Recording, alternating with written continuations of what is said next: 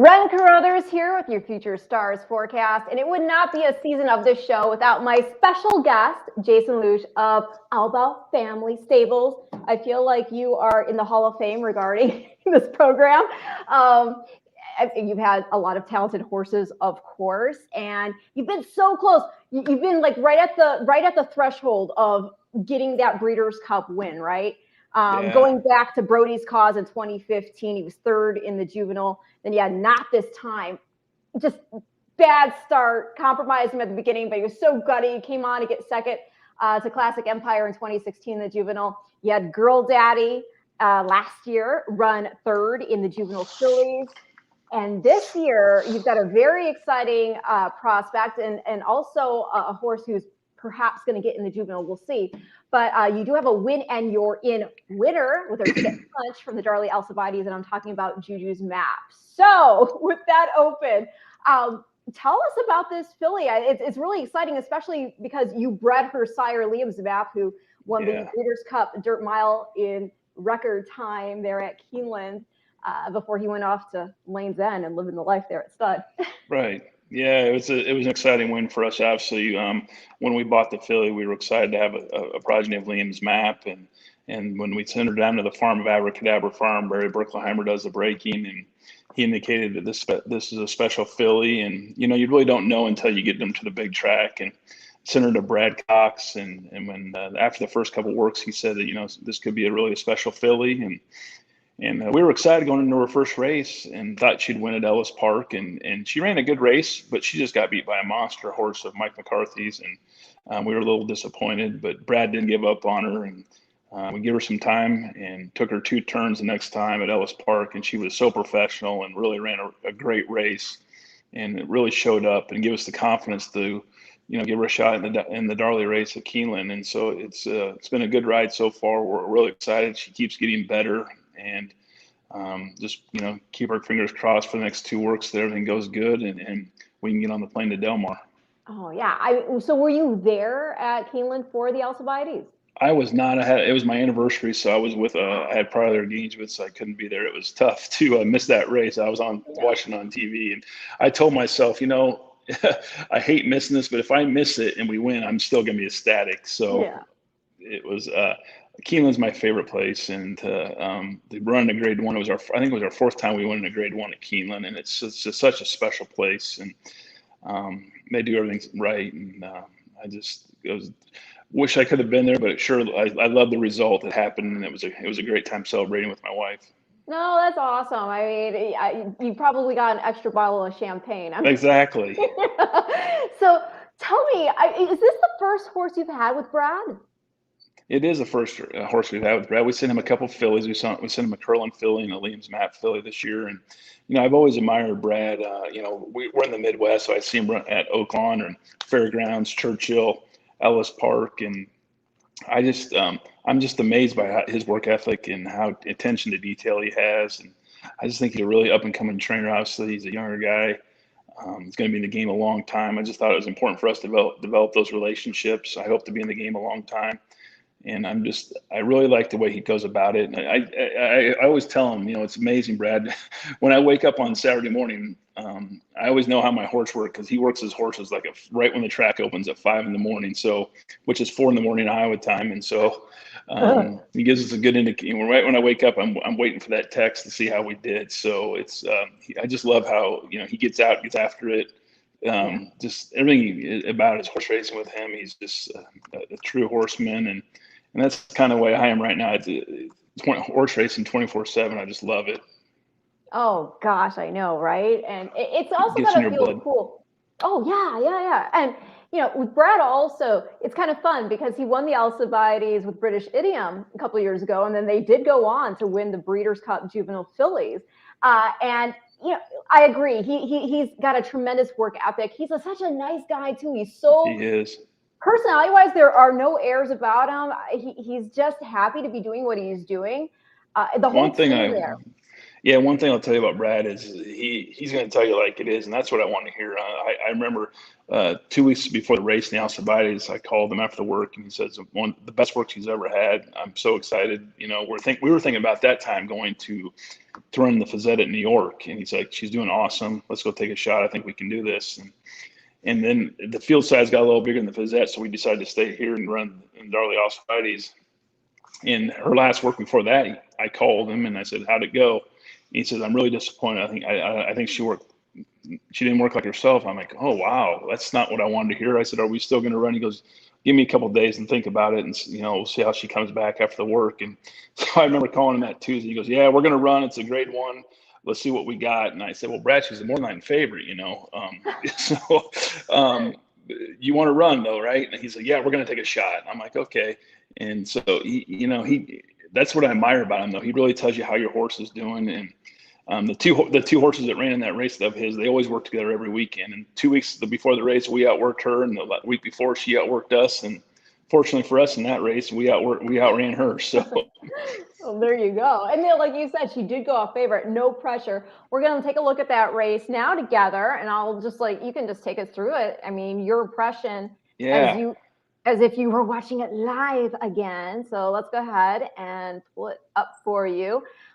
Juju's map winning the grade one Darley Alcibiades. You got to love that, especially with her being a filly. I mean, my gosh, her breeding career is already made. So coming out of the one hole, breaking from the one hole, Brad's plan was, we had to get her in the race early, let her go, take off running. And I thought Ron did a great job. She broke it maybe half step slow, but he put her in the race. She's got a lot of natural speed, and he did a great job going in that first turn, so he didn't get stuck behind a lot of horses. And we knew the outside horses were going to have to go at such a short turn that they had to go. So, and right here you can really tell that she was really wanting to run. And I thought he did a great job of just really trying to get her to relax and sit behind that fast pace. And not only that, it's teaching her to take a little dirt in the face. And I thought this was a great education for her. You don't always have to be on the lead. And so this, when I saw the first fraction of 2022 and I think 3 or something it was, I was a little concerned. Covering the fractions. Yeah, I was a little concerned. Obviously that's a quick pace going to mile 16 your first time, 2 turns, and then it was 46. I'm like, oh boy, she's going to have to be a special filly to to be able to finish this off. And right here at about the 3/8 pole, she really starts going up to the leader, and Brad's other horse, the 7 horse that I was really scared of, is making a nice move right here. So it looked like it was going to be a 2-horse race going into the finish, and this is the best horse is going to win here. And fortunately for us, she really had enough in the tank and took off here and did exactly what we thought she could do. Yeah. And how did the pairing of Florent and Juju? He's rode her the last 2 times, and Brad, he was going to go to New York with us, and if we went up to the Fazette, and Brad said, since I was going to get him out of Summit there, I'm going to let him ride her in the Alcibiades. And so obviously he's one of the best jockeys in the nation, and so we're ecstatic to have him on our team, and he knows the filly really well, and I'm just thankful that he's going to be riding her in the Breeders' Cup. Absolutely. 4 1/4 length victory there, and her official final time 1:43, 52 100ths, and an 84 buyer. So stepping up, and there's she keeps getting better. That's the thing, and I think that and Brad feels like she's going to continue to improve. And it's funny you say that, British Indian. I went back and kind of looked at the numbers. What they did, I think British Indian broke her maiden first time out, and then went to the Alcibiades on her second start. So, and then obviously went straight to the Breeders' Cup and won. And so there's a lot of comparisons there, and I just hope we can take the same path. Has anybody told you? Oh, there's Jimmy Bell. Obviously, John and Bell Farm, Darley, and he's done so much work, obviously, for our industry and the Thoroughbred Aftercare Alliance, and he's going to be retiring from his position there with Godolphin and Darley. But he's such a great guy, so I just had to give him a shout out, Jimmy Bell. But it's incredible. I'm curious, has anybody, because for those of you who don't know, Liam's map, her sire, is actually half brother to Not This Time. And actually, that's why Not This Time has his name. And can you refresh people's memories as to? Yeah, the angle there. absolutely. Yeah, back when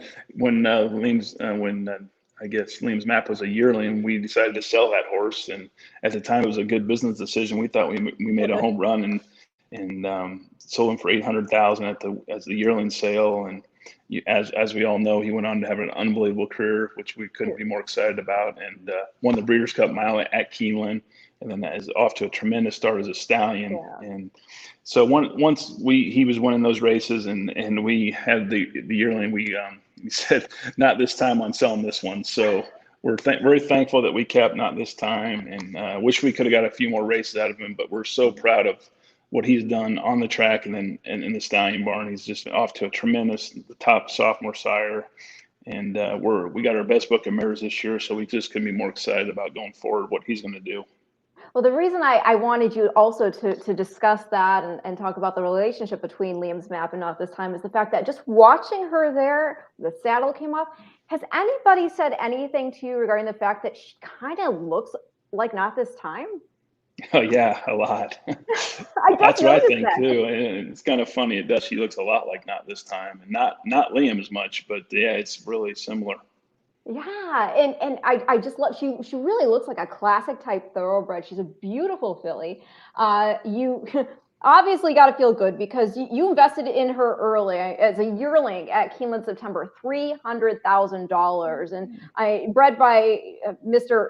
Hertrich, who's obviously done a lot with Breeders' Cup as well. Yeah. So it's got to be fun to be the breeder of a filly like this also. So here's the question for you. I mean, well, actually, let the people ask you questions. I'll go to some of the comments here first. Roshan saying, great show on Tuesday. Thank you so much for tuning in. Nick Feldman says, I like Juju to take down Echo Zulu here in 3 weeks. Let's go. I like your thinking, Nick. Yeah, well, he's saying also, do you expect to sit right off Echo Zulu? So here's the thing. You have passed the 2-turn test.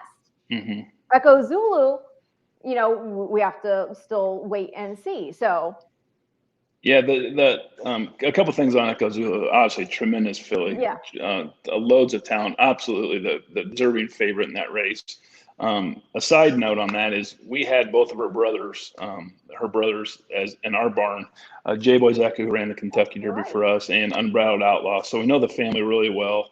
Tremendous mare that she's out of. Like Echo. Yep, like my Echo. So it's kind of a funny little story there. But yeah, we know that horse has got tremendous amount of speed. And, I guess ideally when the post draw happens, that if we could draw on the outside her, that would be ideal, but we'll have to see in 2 weeks how that goes. But yeah, we would ideally like to sit off for a little bit. Do you have any members of the female family still with you guys at all? Because, I mean... Obviously, that's pretty fun. I'm just mad at myself. I bought two of those horses out of that mare, and for some reason I didn't buy this one. I can't figure out why I didn't. Gosh, right? A gun runner out of that mare. What was I thinking? It's unbelievable. Well, gun runner also, like, the thing I've been noticing is just gun runner over these mares out of Stormcat Lion sires are graded stakes winners. It's a really interesting thing to see play out. Although, I mean, he might just have the goods, period. But with his graded stakes winners, I've noticed there's that factor at play. Yes, he's off to a tremendous start. I'm as excited that I have one of our mares is in full to gunner because it's going to be tough to buy now. Who's her sire? Yeah. What's that? I said, who's her sire? It's Taylor S's baby, who's Miss Macy Sue's was her first baby. So yeah, it's the female family of. Yeah, $4,000 was her name of the mare that we bred. So we're excited about that. And it's across the two good families. That's awesome. David Thorpe regarding Juju's Map. Excuse me. Her performance there in the Darley Alcibiades, impressive.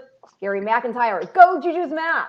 There's one of my teammates. He's right. There's no better supporter than the McIntyre brothers. We're so thankful that they support us and named a horse after him this year that we have high hopes for still. And it's just great to include fans, on our team because this is a big family. And we just think the horse racing industry is a big family, and the McIntyres are on our side. We appreciate all they do for us. Oh, that's awesome. Now Mario, he's picking sides here. It looks like Mario's saying he's a fan of Echo Zulu. How could you not be? How could you not be? Yeah. But can we just hit the exact and she gets second? That'd be great. Roshan is saying, You have a great filly, Jason, but you have to beat Ain't Easy in the Breeders' Cup. I agree. Everyone is kind of zeroed in on Echo Zulu, but Ain't Easy, the race that Ain't Easy ran, Hidden Connection ran. You look at the top four probably, or those are the four top betting choices, I would say, favorites, and it's a stacked race. And I would say that, a lot's going to be done on the post position. A lot's going to depend on how the horses are coming. We still got 2 weeks yet, 2.5 weeks. So there's going to be a lot of shuffling around, but it's definitely a stacked race. No doubt about it. I think it'll be a shorter field than just because of the Echo Zulus in there, and maybe a 7 to 8 horse field, but it's going to be stacked, no doubt about it.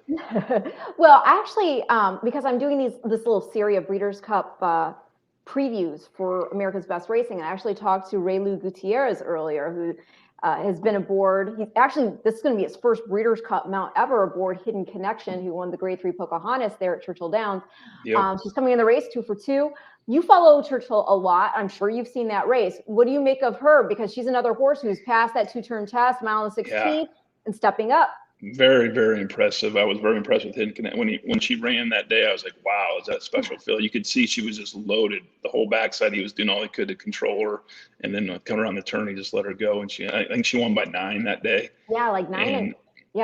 And then I saw, of course, I follow all of our competition. I saw she had her first work back on Saturday, this last weekend. I think she worked 59 and change, and her work looked very, very, very good. So, like I said, it's going to be a stacked race. We know that going in. But, like I always tell people, it's the Breeders' Cup. It should be. It's for $2 million. It's the best of the best. It better be tough, right? Definitely. And that is what makes it so exciting. I really do feel like this is a crop to watch. And I keep saying this, but it bears repeating because you never know who's tuning in for the first time. The whole idea of the Future Stars Friday card is that it's a showcase of these 2-year-olds, and we're hoping these 2-year-olds are the ones that are going to be starring in the next chapter of racing. When they go into the 3-year-old season, they get on the Derby Trail, the Oaks Trail, and we're hoping that they're going to be the big stars. And that's why we're in this game. That you just never know who the next star is going to be, and we're thankful we're in this position, and we just hope they can go forward to be that next star. Oh, definitely. Now, let's see here. Nick Feldman has a question for you. He wants to know, do you have any superstitions before big races?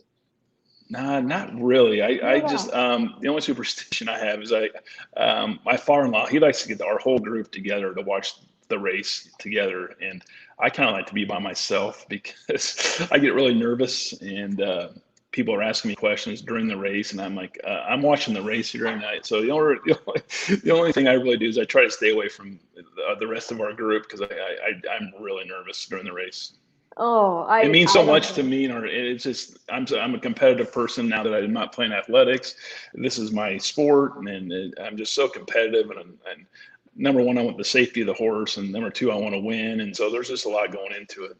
Oh, tell people your background in sports. Come on, give some love. Oh, I grew up playing baseball, basketball, football here in Iowa, and I was all-state in 3 sports here. Wow. And I was going to go play college football, and then elected not to do that and just went to school. But I have a huge passion for sports, and I'm a Dallas Cowboy fan, as you see behind me, which is a good thing right now. So, but this horse racing, I tell you, it got my blood, 20 years ago, and it's been great. I just love the passion for it. Who's the horse who captured your imagination? I'd say there's a bunch of them, honestly, but my first Derby that I went to was Barbaro, probably as a kid. Yeah. And that was such a special, then obviously how it ended was bad, but he just kind of gravitated towards him and the story, and it was just such a sad ending, but I'll never forget that. Yes, for those who don't know, Barbaro, 2006, wins the Kentucky Derby. He looked like he was the horse a lot of people were waiting for because he truly looked like the one who could win the Triple Crown given the opportunity. Got injured there in the gate in the Preakness Stakes, and then he developed laminitis, and he battled it and battled it and battled it so valiantly. Tough horse. Yes, and he eventually did succumb to the laminitis.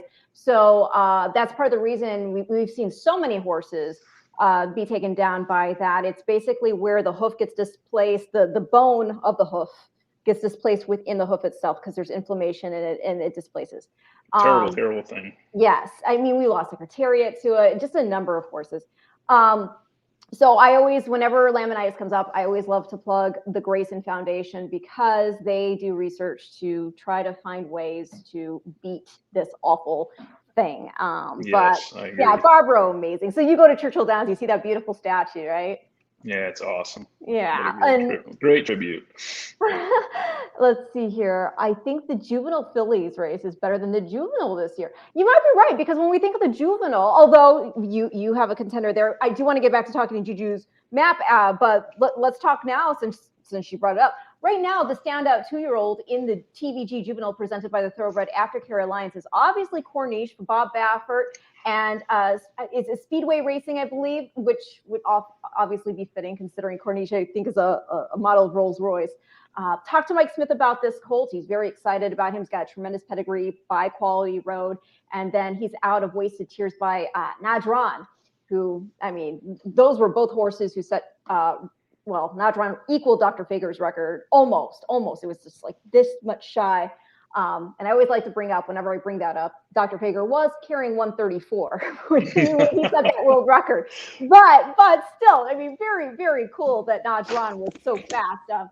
And anyway, Wasted Tears herself, a very fast horse, and it's actually Family 1X, which is to La Troyenne. It's that giant prolific family that includes like Easy Goer and all these great horses from back in the day. But like I said, Corniche looks to be the standout. He just won the Grade 1 American Pharaoh to get his ticket punched into the race. Apart from him, though, I mean, maybe we have an opportunity here to look at some prices, and maybe if your horse gets in, this could be a horse who's getting better with development. This is a horse you own in part with West Point Thoroughbreds. He's a half brother to Isotherm, and his name is Giants Game. Yeah, we're really impressed with the last race he had. He broke his maiden at Keeneland on the day of the futurity. He ran the last race and did really. He's a horse that we've always thought a lot of. He's from one of my favorite lines, the Giants Causeway line. I think there was 4 foals that year. The Giant, it was his last year, and we were so fortunate to buy one of them. And obviously we've had not this time, and Brody's Cause out of Giants Causeway, so we just love the Giants Causeway line. And this time of year, 2-year-olds, they change so much, and he's continuing to get better.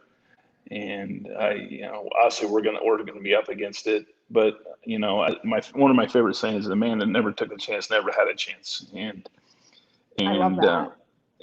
And we know we're gonna be against it. But I've been on the other side of this, where I went to the Breeders' Cup and I was a 3-5 favorite at Santa Anita 2 years ago, and we went to our knees out of gate. And so anything can happen. We're gonna obviously have to run and really improve, which I think we will. But we're up against some great horses, and obviously Bob Baffert on his home track is gonna be very tough to beat. But we want to see where we stand in the division, and if we get lucky enough to get in, and we can get a good trip, we think obviously there's going to be tons of speed in that race with Jack Christopherson, I think it is, and this horse, and so a lot will depend on the post draw, but we have a horse that we know that is bred to run all day long, and if we can get some fast fractions in front of him, who knows if he can close into it and see what happens. But we know we're against it, but we like to take a chance. This is the World Championships. Absolutely. And you're out of a More Than Ready mare. Again, she already produced Isotherm, who's a very versatile horse, turf or dirt, as I recall. So More Than Ready, though, the stat that you always have to bring up when we talk about him is no sire has had his progeny amass more Breeders' Cup wins than More Than Ready. He's got 7 in the bank there. So it's always fun to see that because he's been a great source of class and precociousness. And like you said, being by Giants Causeway, I just agree with you. This is a horse that should be just getting better with maturation. Yep, that's the exciting part for us. And he's going to have 2 big works the next 2 Saturdays, and if he's continuing to get better, and Dale feels that he's doing good on top of his game, there's no reason for us not to take a chance. I mean, it's, this will probably be his last race as a 2-year-old. So we run here, we run the Jockey Club, and we talked to West Point, and they agree that let's go out there and take a shot. How did that come together? I love the West Point team, obviously. Yeah, West Point. I think we've had a half a dozen horses with them over the last 2 or 3 years. Terry's a great friend of ours and a great guy, and they have a tremendous team. And we couldn't be more thankful to partner up with them at the sale at Keeneland. And actually, we bought this horse at Fazek Tipton the last year, and we love them. Like I said, I love the Giants Causeway Land. I called Terry and said, Terry, you got to go look at this horse. He's absolutely gorgeous. He's by Giants Causeway. Would you partner up with us? And he went and looked, and it wasn't too long after that he called and said yes. So, yeah. I'm thankful that he joined the team, and we're excited. And take him out there and take a shot. But we're also excited for next year because we, as you alluded to, with his pedigree that he's showing, he continue to get better. Yeah, you gotta love also. I mean, not just winning at Keeneland, but winning by 3 lengths. Anytime you can win by open lengths at Keeneland with that shorter stretch, and it's impressive, right? So, and just the storied, the storied history of the track itself. So you mentioned Dennis's moment. He actually runs at Keeneland on Thursdays. I think 3-1 second choice in Correct. What race is it? Let me see. Seventh race. There you go. Seventh race. Obviously we had giant expectations for this horse. He put in that 19 1/4 length victory in his second start. The first one didn't count because obviously what happened, he lost Robbie out of the gate. But yeah, then he crushed. Then he goes on to win the Grade 3 Iroquois. And then, like you spoke about, the gate issue in the Breeders' Cup Juvenile, all chance lost, basically wrapped up, skimmed back to the barn. Then you bring him back as a 3-year-old. That doesn't, Fountain of Youth didn't go as planned. And then we try to come back in that fall, and that a little bit of a bobble at the start. Then he comes back here in 2021, and he nearly wins first out. Mm-hmm. Just loses by a head right there, and that was after getting bumped at the beginning of the race. And then we go into that stakes race there at Churchill at 6. Where do you think he's fitting now? Like, what do you think's been the issue, and what do you think that we going forward? I wish I could tell you, to be honest. It's been really frustrating for us because we know how much talent the horse had. I really believe ever since he went to his knees in the Breeders' Cup, I don't know if he lost his confidence. He just has never been the same horse. And we still believe in the horse. We still think he's got, in the mornings, he shows all the ability in the world. We're just trying to regain that. And I've seen, horses do that where sometimes they get older, they regain that confidence and they can run like they used to. And we still believe in him. And I would just like to have him see a clean race. And he's, it seems like he always draws inside 1 or 2 hole 2, which always puts more pressure on him because he's, you have to show your speed early. So at least we're going 7/8 this time on Thursday. And the quality field, a lot of stake horses in that race. And, but I really think that's where, he should be able to shine, and hopefully he breaks well and he can be near the lead and finish like, that first race back, it really gave us a lot of confidence. Like, oh, maybe Dennis is back because he ran really good with a terrible trip. So I still have all the confidence in the world in him. I just wish he could put it together. Well, I still have faith in him. I mean, he's it would be a neat story. He's so sweet. He is. He's a great horse. Great horse. And obviously we'll wait and see what happens here. But has there been any discussion about, well, maybe we try grass? I mean, Tisnauds are very flexible, obviously. And you've got elusive quality there on the bottom side, and they're super flexible too. Just anything to change it up to get him maybe interested in, depending on if he doesn't run well here on Thursday, there's going to be something that we have to do different, obviously, and that might be something we look at. Well, like I said, we root for him for a number of reasons. You guys are so rootable. The horse himself is so rootable. And he's just a cool boy. So Dennis's moment's in. But now let's go back to Juju's map. For whom is she named? Because there was Liam. She's named after my daughter.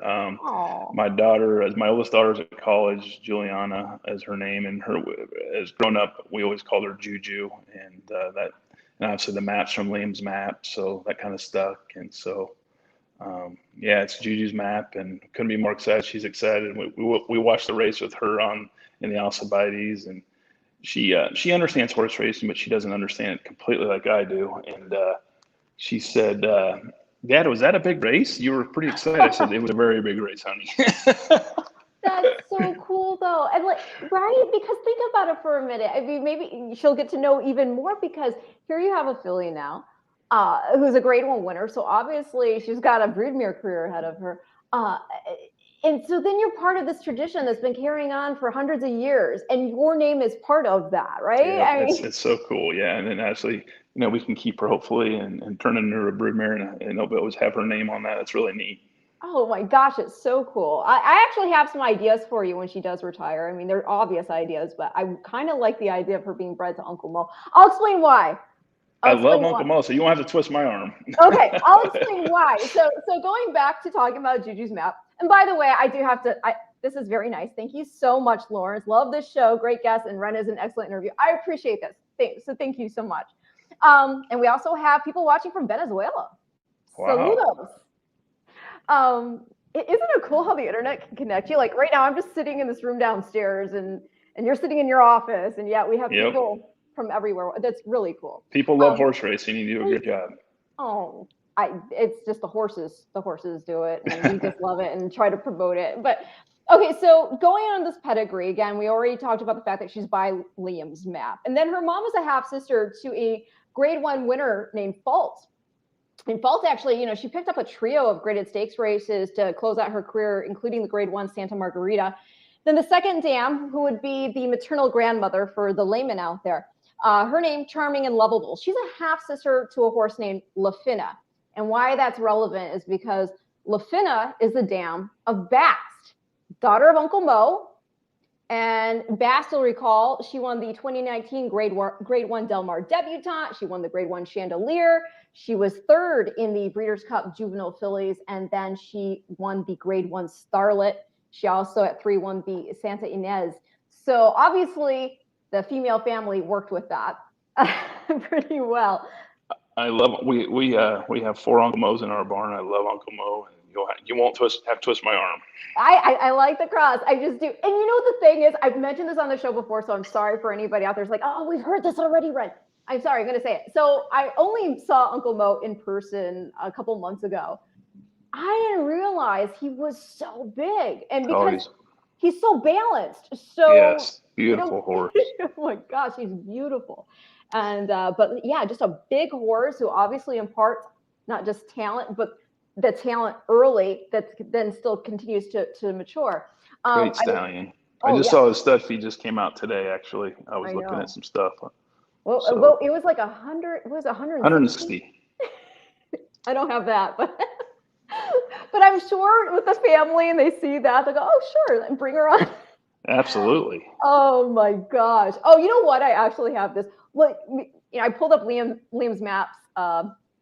Dirt mile win, because how can I not? You guys did breed him, and so it's fun. That was quite a race. They tried to beat him. Those jockeys tried every way to beat him there. I tell you, they had him boxed in really good. I was just recently over out at Lane's End. I've seen Liam a few times in person out there. He's so beautiful. Just has a lot of presence about him, and it's extra exciting that not just he, but his half brother, again, not this time, who you guys were able to campaign and you are involved with TaylorMade. It's exciting to see just the success that the brothers have had, and that's credit to their dam. Yeah, Miss Macy Sue's been an unbelievable mare that we thank her every day for every time a Liam's mapper, not this time, wins, it comes back to her. So we're very thankful. She's done so much for our stable and for us in this industry. We wouldn't be here today without her for sure.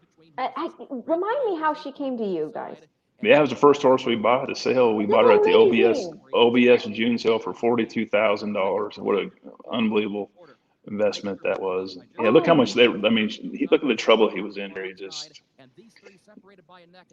They got him boxed in really well right here. I'm thinking at this time, how is he going to get out of this? They've got him boxed down the outside, and three horses in front of him. Here comes one on the rail. Man, he is boxed in, and he just obviously shows his class and quality. But they did everything they could to try to beat him here. Oh gosh, I know. I'd be sitting there. I'm thinking right here, how's he going to get out of this thing? And he just takes it to another gear and has a little opening. And did he set the track record this day? Yes, he did. He did. Gosh, what a beautiful horse.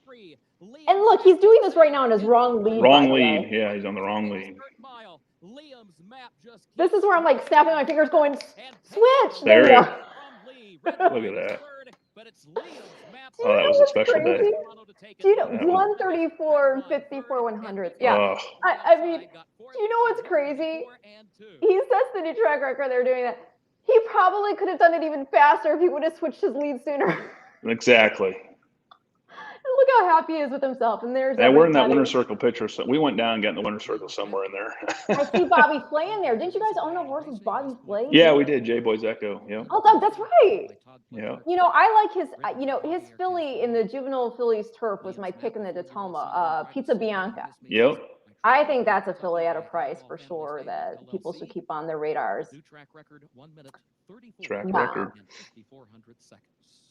What a specimen there.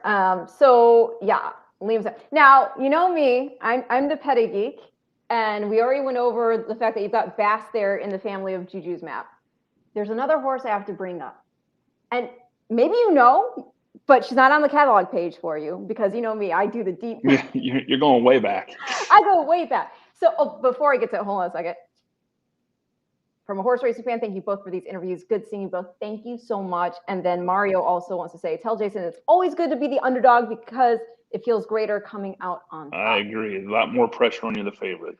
Oh gosh, well you were 1-2 there. Yeah. And you know, I was talking to Mike Smith, and he was saying that he doesn't mind the pressure. He's happy to be the one that everybody's got the target on. Oh, that means you're on the best horse. That always helps. But as an owner, you have nothing. You can't do anything about it. The jockey at least has something you can do about it. Right. I feel pressure either way. I mean, I've never been able to run a horse at the level you guys all do, but at the lower level anyway, the nerves, my stomach. I tell people all the time, I have horses here in Iowa at Prairie Meadows, and they could be running for 10,000, or I could be running at grade 1. I feel the exact same. Yeah. It doesn't matter. No, it's funny because and when you win, it's the same too. I mean, it's exciting. Yes, because it's just nice to see these horses. They're flourishing. They're doing what you've asked them to do. Mm-hmm. And I think a lot of people need to understand if a horse doesn't want to do something, they're not going to do it. So they're doing it because they want to please. And so when they do it and they succeed, it's all the more rewarding. So now, again, because I'm such a geek about stuff, I wanted to do a little research. So your family of Juju's map is family. It's kind of funny because it's pretty current considering technology these days. It's family 5G. Okay. 5G. Got 5G. That. Yeah. And so this family is one of these ones that tails to a horse named Alms, an Alms Blue Hen mare. And there is a Breeders' Cup Juvenile Fillies winner in the family already. And it's because Alms is this filly's 5th dam, whereas Alms is Juju's 8th dam. Wow. Yes. You went way back. I did. But it's still all about the mitochondrial DNA. I love it. So it's in the blood. That's all I need to know. Exactly. I mean, they were all at one point from womb to womb to womb. I hope that's not TMI, but you know. So do you want to guess who? No, I'm not going to put the pressure on you. 2010's Breeders' Cup Juvenile Fillies champ, Awesome Feather. So I actually have that pulled up. Let's see if we see any similarities with Juju's map. 2010, at that point, it was sponsored by Grey Goose. Maybe I'll have to pop some of those bottles. At Churchill Downs, I was there. Yes. Now, oh, yeah. Yeah. Oh, gosh. Zenyatta. Yep. The nose beat, huh? Oh, gosh. Well, you know what? The funny thing is, I was out at Claiborne Farm recently, and where I've never been, believe it or not. And you look at any pedigree, you see the influence of Claiborne Farm in any pedigree multiple times. But I actually saw Blaine. Oh. And he was so sweet. Oh, my gosh. So sweet and so endearing that I was like, okay, I forgive you. He just sat there with his tongue out like that. Let you play with his tongue. He's just unbelievably sweet. But Awesome Feather 4-1 here, as you can see in the 2010 edition of the Breeders' Cup Juvenile Fillies. And, you know, Thayskin's Theory, that's so funny actually, because Thayskin's Theory is the dam of one of the foals that we went and we saw when we were at Claiborne. Actually, Oh, wow. features That's for cool. for Breeders' Cup. We have a fun like full Friday continuation that we're going to be doing. So it's kind of neat, actually. I feel like everything's sort of brought full circle here. There she goes. Yes. And this is going to be another situation, if I remember right, that you're going to see like change your lead. Because I think she gets bumped off onto the wrong one again. Let me see here. Right there. Yeah. Well, no, she's still on the correct one. Maybe it was here. I don't remember. Oh, no, it's the other filly that was on the wrong lead. Yeah, you're right. Yeah, she definitely is. Yes. Oh, and here we go on the situation. I think she switched to it here after the bumping. She did. So yeah, awesome feather in the family. Tracing to. Thanks for that info. I didn't know that. That's awesome. I did not know that. You have another champion filly in the mix there too, because also from Alms, because now it's different branches, but from Alms, Awesome Feathers. What is it? I think it would be her third dam, which would be her great grandmother. Let me see, who is her mom? Her mom is Awesome Feather. So mom, yeah, it would be her great grandmother. So Quill, sorry, I'm a dork. So Quill was a champion 2-year-old filly back in the day before Breeders' Cup existed, but she would still be part of the same family, even though it's on a different branch, but from Alms, who again, 8th dam of Juju's map, 5th dam of Awesome Feather. So, or yeah. Awesome Feather. Yeah, Awesome Feather out of Precious Feather. There we go. Nah, I get it confused sometimes, but I bring it back to being on point. Let's see here. We have another. Do you know the names of the 4 racehorses that have been known to have the big heart gene going way back? Well, I mean, here's the thing with the gene. Well, obviously Secretariat. There's been talk about AP Indy also being one of the progenitors of it. The only thing I would say with that, and for those who don't know the X Factor gene, the idea is that a sire can pass it on to his fillies, his daughters, and they can pass it on to their sons or their daughters. But you can't go male to male because it's an X chromosome thing. I don't know if I believe in the X Factor gene, but it's fun. It's fun to think about. I do believe that, because we talk about sometimes double copy and all this, but I think it's more of you just have the horses who themselves, like any trait, having an opportunity to have express. I don't think there's necessarily a pattern situation going on that's passing on the talent or in any case, a better cardiovascular system. What have you heard on your side? I mean, you're there at the sales all the time. Is anybody looking for this? That's a little above my pay raise there. I just know about the Secretary. I've heard many stories about how big his heart was, but Isn't that incredible? I haven't heard the other horses. APNU I've heard, but I don't know who the other 2 would be. I really don't. I can't remember off the top of my head, just because like the theory situation is just one of those ones that's kind of fun because of the lore. But I don't know that I'm absolutely, generally a subscriber to it. But for those who don't know, Secretariat, when he passed, they did the autopsy, and his heart was found to be twice the size of a normal horse. It's amazing. It's incredible. Oh, something else is incredible. I did not know this before I went to Claiborne Farm. So, I was there in the graveyard where you see the headstones of like Round Table and Prince Quillo, and Secretariat, of course, is right there. And I said, oh, so is it just the headstones, or are there anything there with the headstones, like a halter or anything buried with them? Secretariat is actually embalmed. His entire body is embalmed there with his headstone. Oh, wow. That's awesome. Yeah, so he's buried like I guess this was a request of Penny to have him buried there. I did not know that. I didn't know that either. And I was like, have you guys ever had anybody like, maybe, like, seriously, who knows, right? Right. Obviously, everything, there's cameras, but like, it's pretty incredible. And it's very sweet that people still send wreaths and other mementos. You see all these pennies because of Penny Chenry. You see all these pennies on his headstone. That's awesome. Show the love and whatnot. So, okay, you gave me all this time. Now let's wrap up with final thoughts of a couple things, actually, because we do have a sale. We've had a couple sales. We had Keeneland September. We've got Phasic Tipton stuff going on. We are also going to have a sale coming up here at Phasic starting on Monday.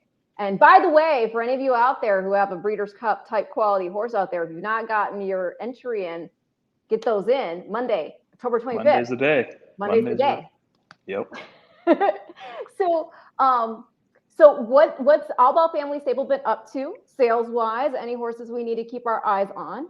Yeah. We had a busy sales season. Obviously, September we were really busy at Keeneland. We purchased 10 yearlings, 6 colts, and 4 fillies. Sent them down to Florida to get broke, and so that process has started. It's always fun, you're always thinking about next year already. So far so good on that. And then we got many 2-year-olds that still haven't started yet. Some promising Uncle Mo, a filly and a colt that we haven't named even yet, but we're excited about that. But we feel like we're going into we're going to run in the Street Sense Stakes with a Not This Time colt that we're real excited about. He broke his maiden first time out at Churchill Downs in September, and he's going to come back in the Street Sense on Halloween. It's almost like it's meant to be. The mare's name is Werewolf.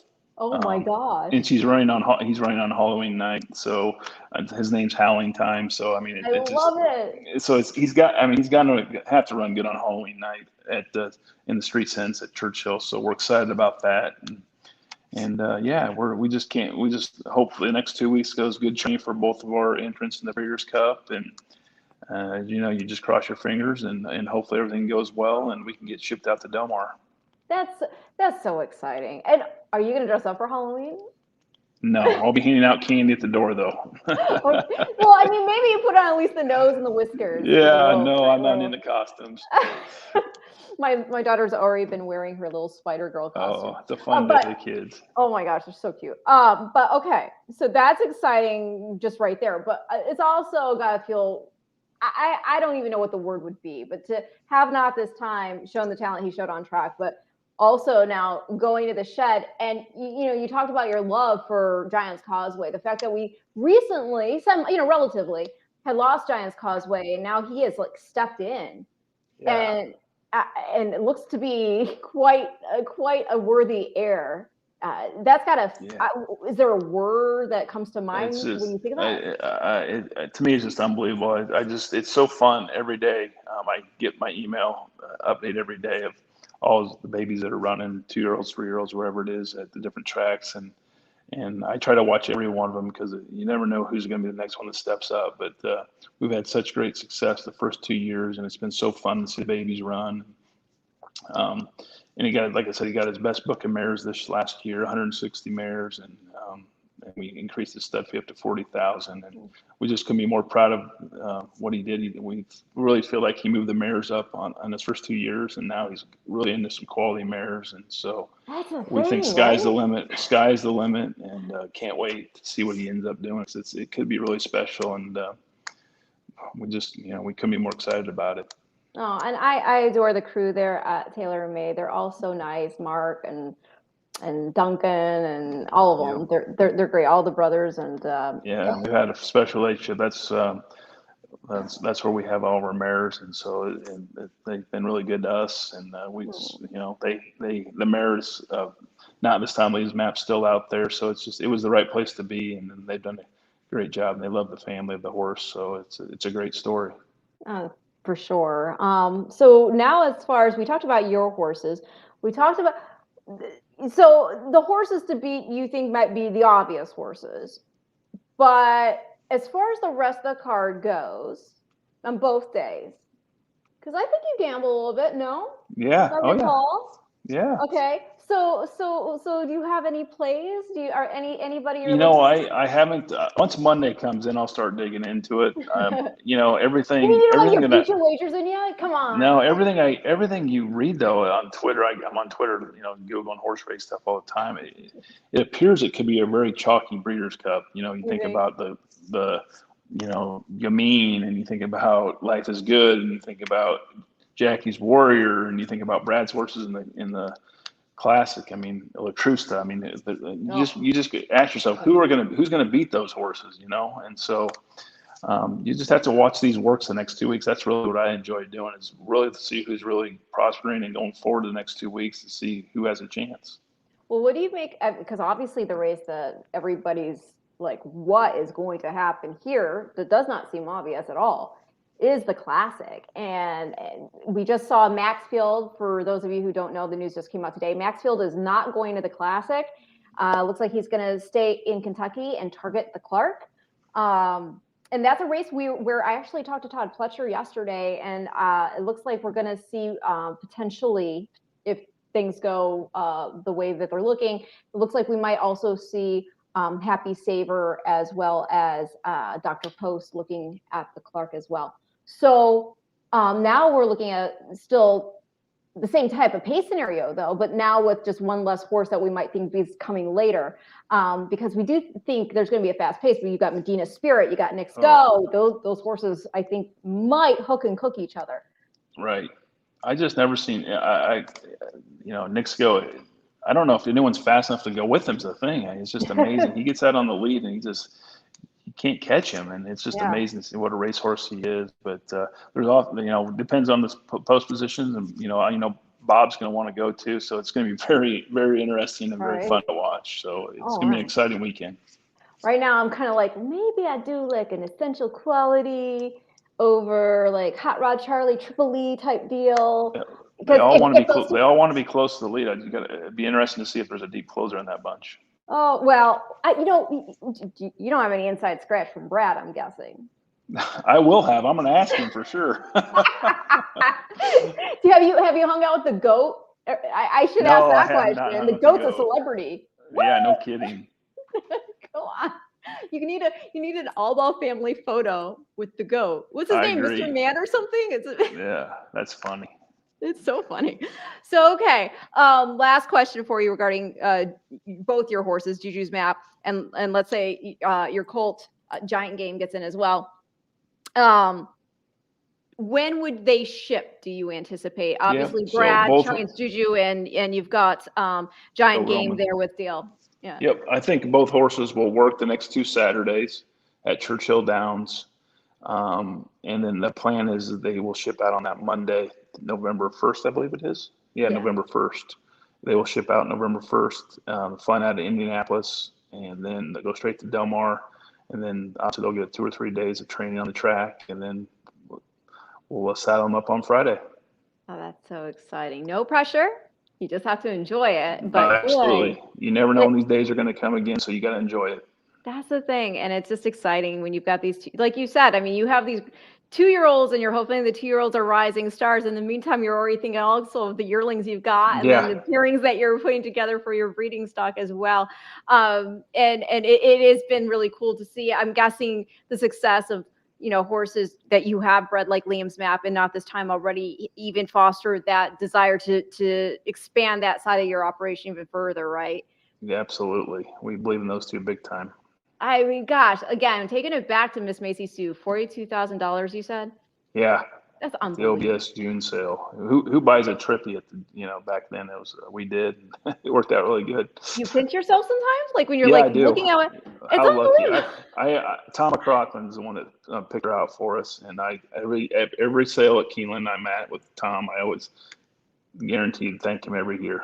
Oh, see, I love that. And you remember where it started, where it took root. And I think it's just remarkable. When we're looking at pedigrees in the future, we may see that asterisk right next to Miss Macy Sue's name. So that's awesome. And credit to you, your team, your operation. Again, so rootable. You guys have been amazing to us. Great friends with this show in particular also. And I couldn't thank you more. So thanks for having me on. I hope maybe we can get on and celebrate a win one of these times. And yeah. Are you going to here's my plan, because I'm planning to traveling out to Breeders' Cup, unfortunately, with a 3-year-old, looks like it's going to be a little crazy for me. So I'm actually going to be watching from home, but I'm still doing my Future Star stuff ahead of time, between getting my interviews at the company sales and stuff. But after the fact too, are you coming out for the Night of Stars and whatnot out here? Potentially, yes.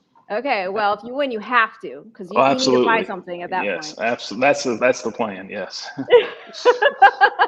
And so hopefully, we can get that follow-up win interview I love that. I would love that. Well, again, Jason, thank you so much. Much Thanks love for to having you me and on. your family. You've been great to us. And guys, everybody, Jason Loutsch of Albaugh Family Stables. Thanks for having me on. Have a good day. You too. Bye-bye. Bye.